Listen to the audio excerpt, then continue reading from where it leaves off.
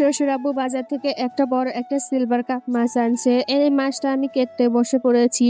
তো মাছ কাটতে কাটতে তো বৃষ্টি চলে এসেছে। তো মাছটা কেটে ধুয়ে রেডি করে নিয়েছি। এখন আমি রান্না করব। আজকে মাছ কিন্তু আমি লাউ দিয়ে রান্না করব। তো এই তো মাছের ভিতরে সব ধরনের মশলা দিয়ে এখন আমি ভাজি করে নিব মাছটা। তো এই তো মাছটা আমি প্রথমে কড়াইতে দিয়ে দিলাম ভাজি করার জন্য। আমরা কিন্তু লাউ দিয়ে রান্না করলেও কিন্তু মাছ ভাজি করে রান্না করি। মাছ ভাজি ছাড়া মাছ আমরা খাইতে পারি না। তো রান্না করতে এসে দেখি একটুও বাটা নেই। তো বাটার জন্য এখানে আমি আদা রসুন নিয়ে নিয়েছি আর কিছু সরিষা নিয়ে নিয়েছি। বাটা লাউয়ের তরকারিতে কিন্তু সরিষা বাটা দিলে বেশি ভালো হয় খাইতে। তো একটা পাতিলাম বেশ খানিকটা পেঁয়াজ মরিচ আর তেল দিয়ে দিলাম আস্ত জিরে। এখন আমি তরকারিটা বাগার দিয়ে দিব। এখানে সব ধরনের মশলা দিয়ে দিয়েছি তরকারির ভিতরে। এখন আমি তরকারিটা বাগার দিয়ে দিলাম। বাগার দিয়ে কিন্তু আমি ঢাকনা দিয়ে ঢেকে দিই যাতে ঘ্রাণটা না বের হয়ে যায়। লাউয়ের তরকারিটা কিন্তু ভালো করে কষিয়ে নিতে হবে। যত বেশি কষাবেন তত বেশি তরকারিটা খাইতে মজা হবে। তারপরে তরকারিটা আমার কষানো হয়ে গেছে। এখন পরিমাণ মতো ঝোলের জন্য পানি দিয়ে দিলাম।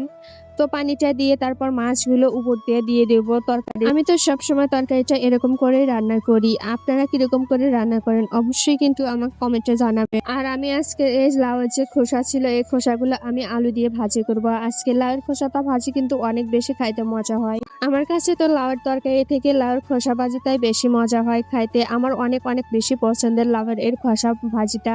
তো এই তো আমি লাউয়ের খোসাটা ভাজি করে নেব। এক সাইডে আমি তরকারি দিয়ে দিয়েছি আর আরেক সাইডে ভাজিটা করে নিচ্ছি। তো ভাজি তরকারি আমার দুটোই হয়ে গেছে। দেখতে কতটা লোভনীয় লাগছে, খাইতেও কিন্তু অনেক বেশি মজা হবে। আমার ভিডিওটা কেমন লাগলো সবাই কিন্তু কমেন্টে জানাবেন। আর আজকের ভিডিওটা এই পর্যন্ত। সবাই ভালো থাকবেন, সুস্থ থাকবেন। আল্লাহ হাফেজ।